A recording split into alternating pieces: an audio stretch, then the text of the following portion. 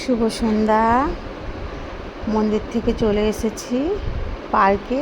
এটা হচ্ছে বিজাবাড়াতে রাজীব গান্ধী পার্ক। আগের ব্লগে দেখিয়েছিলাম মঙ্গলগিরিতে সেই পুজো দিতে গিয়েছিলাম।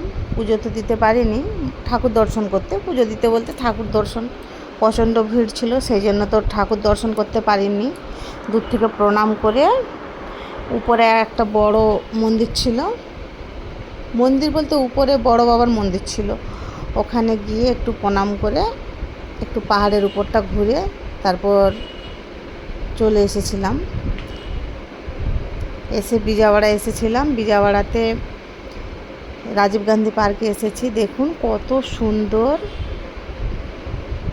পার্কটাতে, এমন কিছু নেই যে নাই। ওখানে বাচ্চাদের খেলনা থেকে শুরু করে নাগরদোলা থেকে শুরু করে সমস্ত কিছু, আর বিশাল বড় পার্কটা।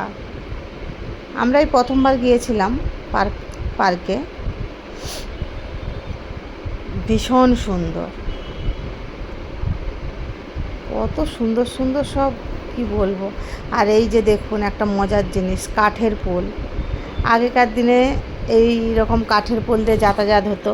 নদী বলুন, নদী, ছোট ছোট নদী যেগুলো হতো, যেগুলো খাল বলতাম আমরা, এই খালের মধ্যে এইভাবে কাঠের পোল করতো এপার থেকে ওপারে যাতায়াতের জন্য।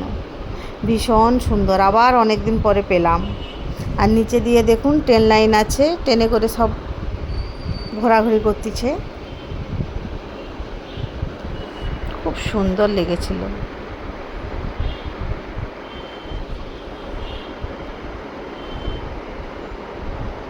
দারুণ, সন্ধ্যের সময় তো খুব সুন্দর লেগেছিল।